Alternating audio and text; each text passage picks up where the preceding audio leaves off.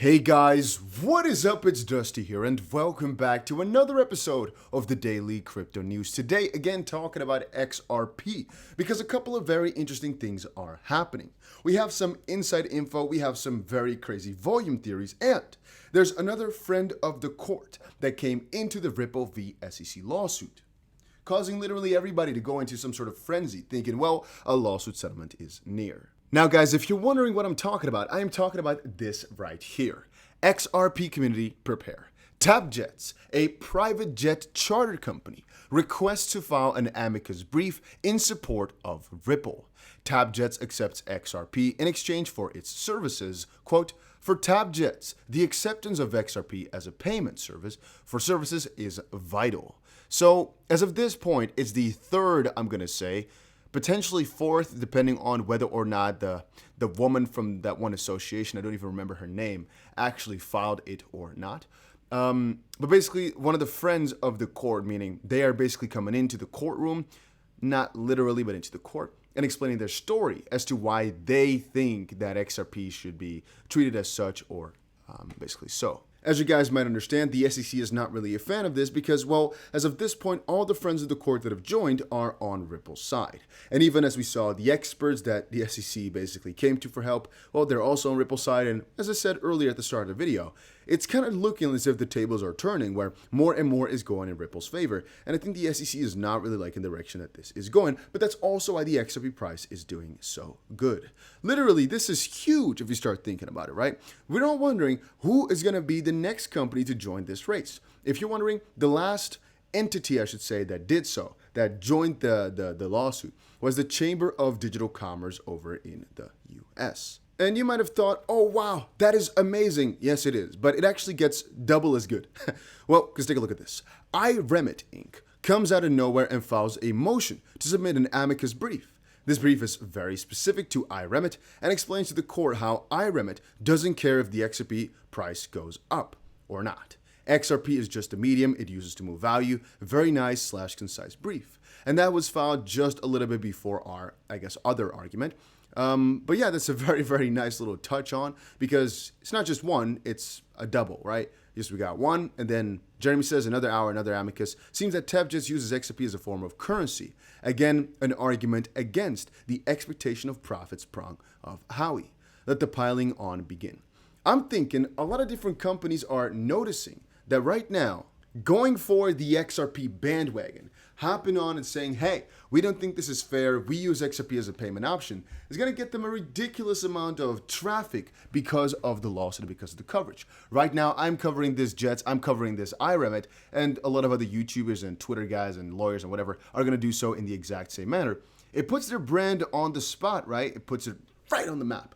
So it is very obvious, in my own opinion, that almost any single company that has the capacity to do so, to file for an amicus brief, in terms of the fact that they have lawyers and, you know, they have an actual little argument to be made, which is most companies that are not necessarily affiliated with Ripple to a direct degree, to just come on in and explain their side of the story, I think it's very beneficial to them marketing-wise, so most likely a lot of players are, I think going to be doing so. So that might be something to prepare for, that a lot of other companies are going to join in over the next couple of days. And that leads me to my earlier point that I stated. This insider news, again, I had two sources which branch out again to four other sources because I got two which are both very, very well-known YouTubers. I told you guys one of the names before. There's another very, very famous YouTuber. He also got himself some insider sources. He said the source is very, very high, and I don't want to say who it is because I didn't confirm with him that I'm allowed to say it in a video. He just said next Friday could be a very, very big day because something could happen in the lawsuit. I'm not sure 1,000% again either if he said lawsuit or just XRP in general.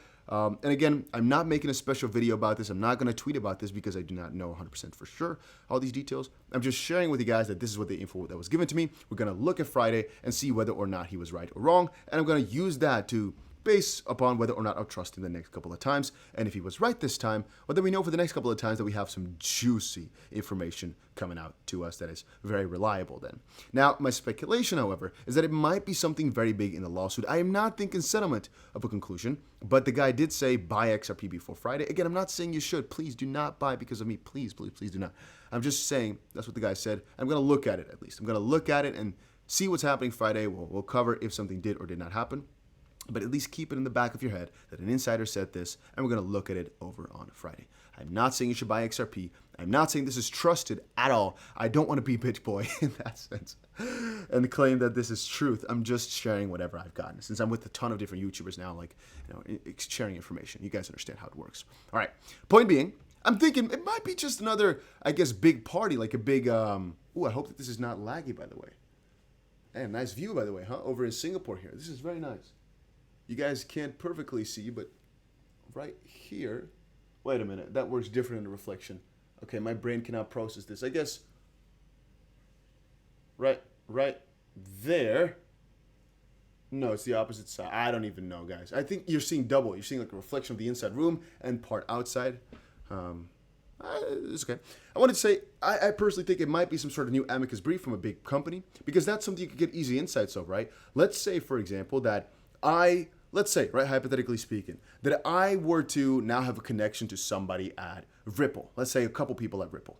And one of them says, hey, we were funded by Ripple, but we're basically thinking, again, I'm just putting up some thoughts there, right? We're thinking because, well, we use XRP as a payment product, that we might also want to join the lawsuit. And it's going to be such a big deal because they're so trusted or so big or whatever, that it's going to be some big news, Maybe it's just similar news to this. I don't really know.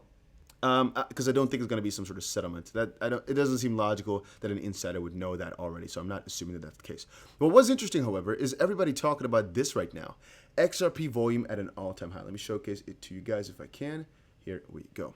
Alex Cobb saying XRP volume at an all-time high, 26 billion. Prepare for a pump. Now, I don't like the way he tweets. I've said that before. Everybody got their own opinion on these matters, but I think this is too hyped up. If you see volume like this and it's up 550%, it's not logical, it's not real. And even the people are making these articles going absolutely wild, absolutely ballistic, we all know this is not real. And again, you can be very excited about this, you can be hyping this up, going wild, but it means not that much because, well, it is absolutely fake. Let me show it to you guys. Let's see if we have one article that showcases that it is not real. I might not have it open anymore, but I guess we could see Moon Lambo here saying, I think false data is being pulled from an exchange. Market cap, whatnot, just calculate.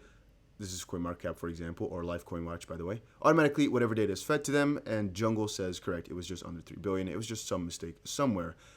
Nothing changed too much in terms of volume for XRP. This is just some sort of glitch. How can this happen? I do not completely understand. But right now, it's been fixed again, as this was hours ago. Here's the volume. And it's back to normal, so nothing really happened. Then again, people got hyped, though, and that's what we see in the XP community very often. Some very small things get people going absolutely ballistic. There was actually John Deaton as well going in on the jet and the situation. All you got to think about it is, well, XRP is being used as a payment method for multiple different things.